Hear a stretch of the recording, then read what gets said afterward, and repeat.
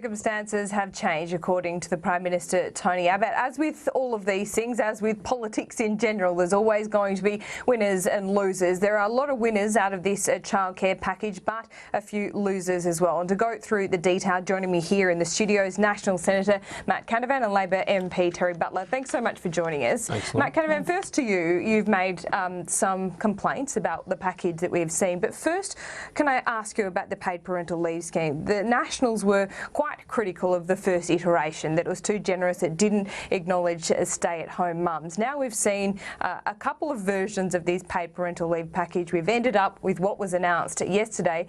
It still doesn't recognise the role of stay-at-home mums. Are you still concerned about this package, and what do you do from here? Well, look, Laura, I've said publicly this morning I am deeply concerned. I'm deeply concerned about the growing divide between the costs of stay-at-home parenting and the benefits we provide to parents who decide to go back to work with, and put their children in childcare. And I recognise we've got a very tight budget environment. Last year I voted to reduce family tax benefits because I know of that very tight budget environment. And the concerns we and the Nationals had with the paid parental leave, yes, were partly because of the issues for stay-at-home parenting, but they're also because of the very high cost of the scheme, and that's been recognised to come down from that cost. Sure, but on paper, particularly for rural families, for example, they don't have access to childcare. So is your view that they're actually being punished for being stay-at-home mums? They don't have that access to childcare. It could be hours, hundreds of kilometres away. Punished is too strong a word. Okay. They're not being punished. There is a growing gap, though, in this cost between the decision to stay at home and the decision to go back to work. And I don't think we should have a system which overly tries to subsidise one choice over the other. I think the best people to make that choice are the parents. They know what's best for their children. And I myself personally think highly of the work and contribution that are made by stay-at-home parents, and I want to see that recognised. Why were you left out of negotiations this time around? I haven't been left out at all. I've been talking to ministers constantly about this, and I've received a very good reception. I mean, the great thing about our party, the Liberal National Party, is that we can recognise different views, and I have a different view on this, and I'll continue to fight for that. As I've said, the only place where success comes before work is in the dictionary, and I've just got to keep working. And we have a proud tradition as a party of delivering for stay-at-home families, and I'm sure that will continue over the long term. And so far, Terri Butler, Labor has ignored some of the positive parts of this scheme. 1.2 million families better off. Some families will be $30 a week better off. Isn't that a good thing?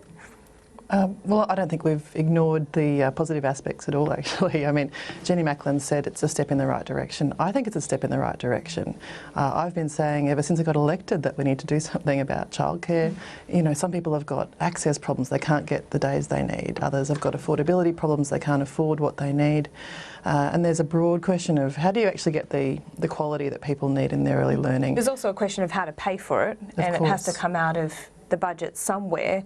So why not consider the family tax benefit B that was in the last budget? Why not have a look at that again now? Well, even the Prime Minister's backed down now from saying that you have to pay for it using the family tax benefit B cuts. I mean, the family tax benefit... Well, he hasn't backed down. He said part of it will have to be paid. There is a disparity between the savings that were going to be made that last time around and what this childcare package is worth. So some aspects of that package needs to be passed. And he knows how strongly we've opposed the family tax B cuts, because we're saying, well, hang on a minute, if you start taking an axe to family support, you're going to take an axe to people's ability to manage family budgets, and we know that people are under cost of living pressures. I mean, we know that as well as anyone else, and so to say to us, well, you have to back our cuts to family tax benefit in order to get childcare improved in this country, well, that's just the wrong way to approach it. Everyone knows that childcare needs to be improved in this country. I know it, you know it, everyone knows it, not just for the early learning benefits, though those, of course, are so important, but also because we need people to be able to get back to work. There's a vacuum here about where the money should come from, though, and how this money is going to be spent. So, do you agree with at least the principle of any new spending measures that come in this budget, there needs to be equivalent savings? I think that if you want to look at what should be done with the budget, you start from a perspective of what is going to be the best for the economy. To me, saying how do you balance the budget without saying first how do you improve the economy is putting the cart before the horse. Economic improvement is going to come from economic participation, and that means people of a working age shouldn't have barriers to getting back into the workforce if they want to do so. And of course, like Matt, I support the work that people do. Matt, you wanted to say? Well, I do think there's a little bit of hypocrisy here from the Labor Party. They were the party in 2008-09 who introduced the income threshold for family tax benefit B. I'm quite happy to do that then. The next year, in the next budget, they reduced the indexation of family tax benefits from wage growth to inflation growth. And again, we've got to look at those things. Yeah. But, they were happy to do that in government and look at savings to the family tax benefit system. But now in opposition, it's no, no, no. That's true, because it plays their Terri? political purposes. The Labor Party did put some of these measures in place. Why shouldn't it support it? Those savings now? Well, Matt's now saying that he wants to support this measure that came from last year's budget. That would see a typical family $6,000 worse off a year. I mean, I just don't think it compares, and sort of calling me a hypocrite doesn't really help the debate. That figure, to be fair, only looks at the family tax benefit changes alone in isolation, doesn't take into account this new childcare package. But Matt, you've registered your concern this morning. Where do you go from here? Oh, well, you just keep fighting, Laura. I mean, I've got a voice in the party room and I'll make that voice loud and clear, and I'll keep arguing for it. I'm in the Nationals Party too in the Senate, and we're not afraid from making sure our voice gets heard in that place. Will you cross the floor? I never. It's like asking me, you're going to get a divorce, Laura. I certainly don't act or contemplate. I contemplate that happening, and I certainly don't think it'll happen in this case either, because I have a very strong relationship with my wife and I have a very strong relationship with my colleagues, and I think that'll be maintained. I just want to look again at the productivity measure around this package as well. It's suggested in this modelling that this would get 240,000 people back to work, 38,000 of which don't work at the moment at all.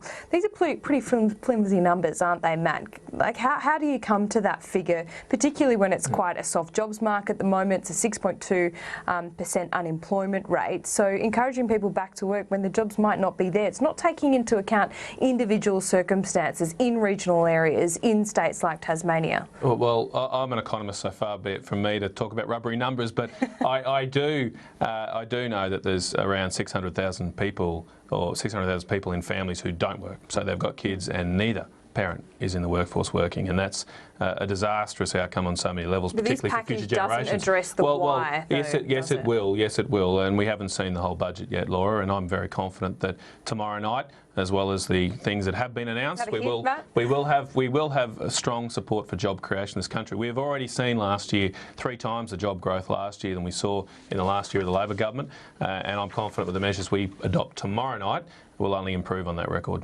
I mean, come on, unemployment's got a 6 in front of it. The point's a really good one. This might address supply issues. It might help with supply issues, but it doesn't help labour demand issues. In other words, how do you create the jobs? Where is the credible jobs policy from this government? We haven't seen it. Labor announced a job policy recently. We believe in living standards, we believe in jobs, and we believe in economic security, and that's what guides us in our policy development. Hold fire for a moment. We are just going to take you to a media conference being held here at Parliament House at the moment. Senator Nick Xenophon answering questions on some key budget measures in that particular industry. So this will be a big issue. I mean, and successive governments have failed us on this. The ALP didn't do the right thing. They let the free traders dominate the debate. But it just makes it's common sense that if you're going to get 30% company tax, payroll tax, people spending money in their local communities as a result of a well-paying job, then the multiplier effect is huge. That's why this will be a key campaign issue at the next election, whenever it will be held, either this year or next, in terms of dealing with these issues. So shortly, in the next few weeks, we'll have the bill circulated and then introduced. Senator Lambie, you mentioned the government is on tender with the budget being released tomorrow. Can we just get some of your thoughts on some of the measures that have been flagged? Sure. Is everyone finished with the questions with those guys? Yeah. Yeah. Right, we might do this separately. I just see in terms of Michelle, might be more better for Michelle. So we might sort of take 2 and then have another presser. So you're done with us on clothing? Yep. All right. Thanks very much. Okay. Thank you. All right. There, I'll leave you to it, Jackie. Oh, thanks, Nick. both of Yeah, come on, you're not doing a runner, you boys. Let's go. You're doing a runner. I'm not, withdraw that now. I'm not doing a runner. Not doing a runner. I've just got another meeting, but go. Senator Lambie, can I ask, what do you make about the government looking to stop the double dipping for paid parental leave? Well, when it comes to the double dipping, obviously something needs to be done. It should have been done a very, very long time ago. So I'll just see what sort of detail and how they intend on doing that. Unlike you guys, okay, we get it out of the newspapers and we hear it on TV. I've had no consultation with any of the businesses on what they intend to do in this budget. So I'm going to have about 6 hours to dissect that with myself and 3 staff tomorrow, and I can tell you what, we'll be going through it like there's no tomorrow. I'll be picking up anything and everything that is not going to be good for the nation, and I can guarantee there'll be a lot of that in there, because I just can't see them doing a reverse on the budget that came out last year. Have you now seen some of the details of the pension changes? Will you support them in the Senate? You know what, when it comes to the pension changes, I want to see them exactly what they're going to do. I don't believe that we should be giving welfare to the rich, but I want to see exactly how they intend to make that cut off. Just for the three of you more generally. We are separate individuals, you know that. We're not a block. But or to blockheads. every one of you, going into the government's second budget, do you think they've learnt lessons that you hope they may have learnt from the first budget on so-called fairness, or do you still have concerns with packages like the childcare package, that this question of fairness will still very much be debated after the government's second budget? Are you kidding? If they had learnt their lesson from the first budget, they would have been consulting with me. I'm not sure about these two, but like I said, no one's done any consultation with me. They haven't spoken to me about what their proposals are for the budget, so I don't think anything's different, no, and I don't hold out much hope, I have to be honest. But you know what they will do? What they'll do is they'll go to the next election and they'll be saying, you know what, a hung parliament causes chaos, and they'll be saying, here they go, the crossbenchers are feral, so we need to get rid of them. Well, I say this, that when it comes to a hung parliament, it equals consultation, it equals fairness in this country, and that's what I want to see more of. So I'm going to get it on the front foot, because I know what they're going to take to the next election whenever they're going to call that, and I can say by seeing their budget tomorrow will be very, very interesting whether they call an early election. So it'll be very interesting tomorrow. Are you willing Senator Lambie, do you have any initial thoughts on the childcare announcement they made yesterday? You know what, United Voice had a very good childcare system that was taping, that they were using their system as a tapering system. So I want to see how close to that what United Voice had. I know United Voice is actually backing them, but I want to see how much United Voice has actually backed down on what and how they wanted to do it, because I just thought their system was very interesting and actually worked very, very well. But what I do not want to see is the Part B of the family tax benefit. Thank you, of the family tax benefit. I do not want to see that finishing when your child reaches the age of 6, because any moron out there knows that it costs a lot more to bring up a child as they're getting older, let alone educating them.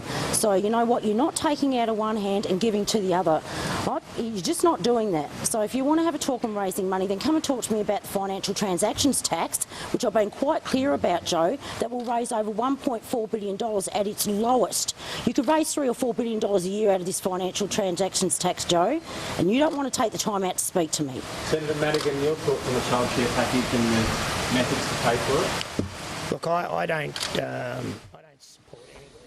Senator Jackie Lambie there holding a media conference in Canberra, just proving, I think, that there will still be fraught negotiations when it comes to some of these measures going through the Senate. Senator Jackie Lambie there having still quite serious concerns about the cuts to family tax benefit B. On the pension changes, she was a little bit more receptive. But on this childcare package, there was a strong signal from the Prime Minister this morning that he is willing to negotiate on some key elements of that family tax benefit measure, a budget measure from last year. We can't go ahead with the childcare initiatives with the Jobs for Families package unless we get offsetting savings. Now, we're prepared to talk to the Labor Party and the crossbench about where these savings will be found, but savings must be found for this to go ahead. the Prime Minister here in Canberra this morning. Negotiations. This is what all comes down to, Matt Canavan, the political reality of the Senate, of what both major parties are going to agree to. What is the government willing to give ground on here? Well, Laura, far be it from me to announce that even before the budget's announced. I mean, I can't give you any special insights into, what might be on the negotiating table, because that's not a matter for the crossbench. The government is going to have to give ground on where the family tax benefit cuts out children above 6 years old. It is 16 at the moment. That's a decade we're talking about. Do you think that's one area? Yeah, look, it may be. It obviously depends what the views of the crossbenchers are, and I haven't been in direct consultations with them, of course. I know government ministers have been, despite what Senator Lambie said. They'll be much more knowledgeable of those matters, and I'm clear from the Prime Minister that the government's willing to talk reasonably about changes that will be made. On the substantive issue, though, I mean, I slightly disagree with Senator Lambie that while the costs of raising children do get higher as you get older, the real cost of staying at home and looking after your children is not the costs of the cot and the pram and all those things. It's the cost of the income you forego, and you particularly before they're in school, it's harder to go and get a job. So that's why the rationale is there for the benefits. They're already greater when the kids are below 6. Terri Butler, you've agreed that there does need to be change in the childcare space. The status quo cannot remain. Is this the time for Labor to show it can be more pragmatic than it has in recent months? Well, actually, it's us who's been saying this all along. We have been talking about the need to improve accessibility and affordability for childcare because of those workforce participation benefits, but also because of the need for quality early learning, because kids actually develop their brains, 90% of the brain is developed in the first 5 years of life.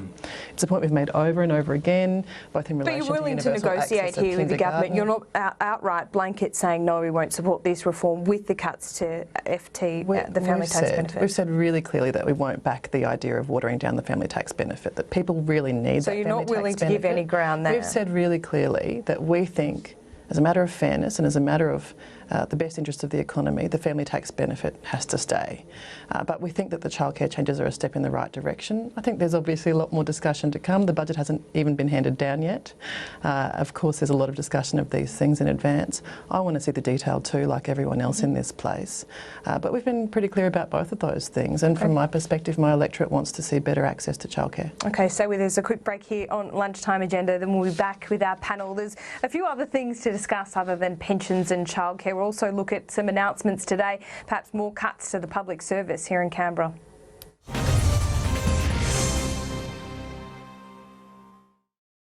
By 2030, nearly 60% of us will call cities home. And if we're going to meet our needs, we're going to have to rethink so many things that touch people's lives.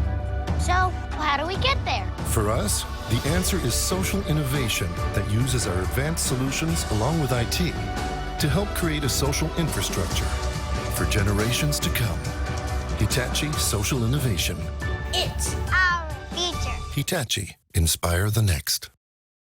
Gotta get your Boys Town in to win. The $1.5 million Brighten Up Your Life prize home draw closes May 20. Hurry, get your ticket at boystown.com.au. Gotta get your Boys Town in. Right, so what do we say if Mum pulls out the healthy stuff again? I'm still full from dinner. It's a different kind of oats, guys. Yum. Uncle Toby's Quick Sachets. It's really good. It's goodness that's yum. Be inspired from the floor up with Choices Flooring's Inspiring Choices 2015 magazine. With over 100 pages of inspiring trends, you'll find the floor you've been searching for. Receive your free copy at your local store or go to choicesflooring.com.au. To be a trader, you need that spark inside. The courage, vision, and determination. The eye to see opportunity, and the wit to seize the right one. IG. Before they were Anzac heroes, they were family, maybe even yours. Discover the story of your hero at Ancestry, now featuring millions of new World War I Anzac records. Discover your Anzac hero at ancestry.com.au.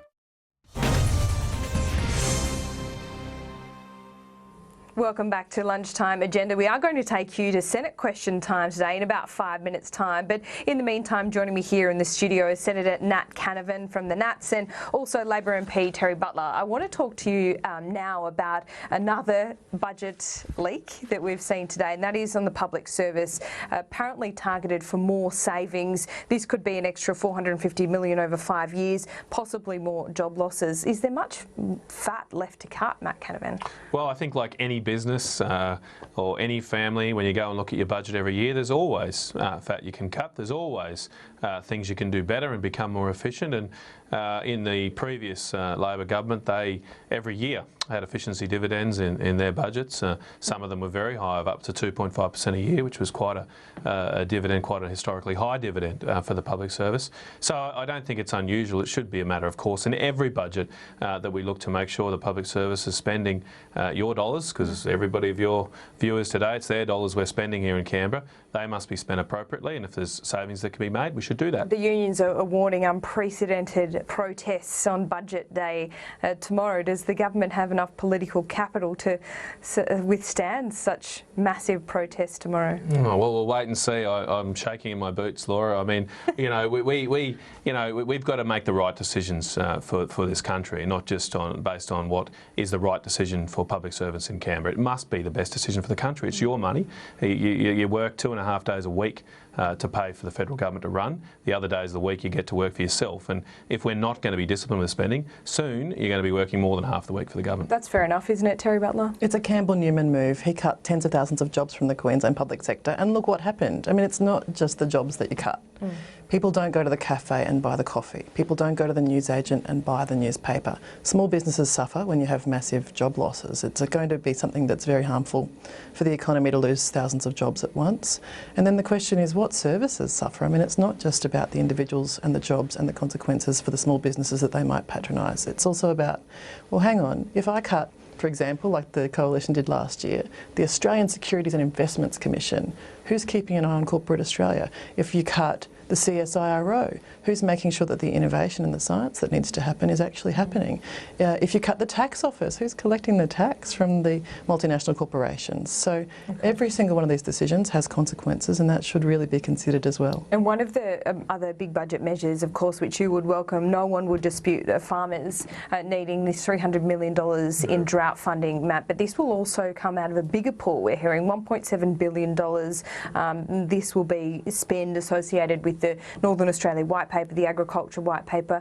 Do you know where that money's coming from? Well, we'll wait and see where the budget goes, and I'm not going to make any announcements here today about various savings measures, but I am very passionate about the development of our country. I believe all spending initiatives will be offset in this budget. Is it redirected funding within that sector, though? I will wait till tomorrow night. I'm not going to make any announcements here. I'm not the responsible minister, but I am very passionate about the development of Northern Australia and agriculture, and it's great news for our country that we're investing more in these areas. We had an announcement on Friday for $100 million for beef roads in Northern Australia, and the beef sector is pummeled by high freight costs at the moment, and this investment will help bring that down. That'll make our sector more efficient, it'll create jobs in that sector, it will help us export to the growing demands of Asia as well. It's really positive for our nation, and I hope that more people go to the frontiers of our country and don't go west, move north. Terri Butler, I know Labor has been concentrating on super a lot. Should there be perhaps special super compensation, super tax breaks and concessions for farmers in drought at the moment so they can save for their future, or do you think the government's got it about right at the moment? Is this perhaps a rare area of bipartisanship?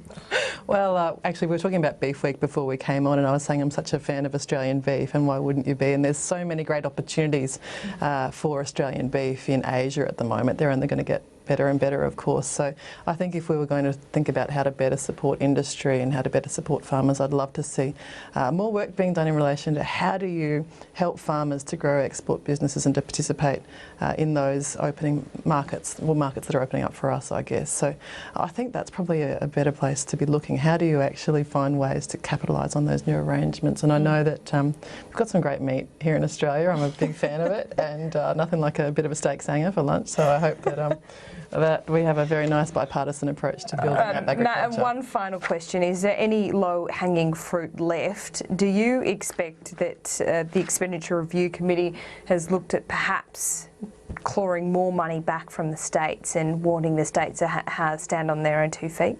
Well, look, I honestly don't know, Laura. I'm not a member of the ERC, but what I would say is that it's absolutely imperative that we not let the money that goes to the states and health and education continue to grow at the rates it is at the moment. We will go broke if we do. Matt Canavan, Terri Butler, a pleasure to have you on Lunchtime Agenda, and we will let you get to Senate question time. Matt, and that is it for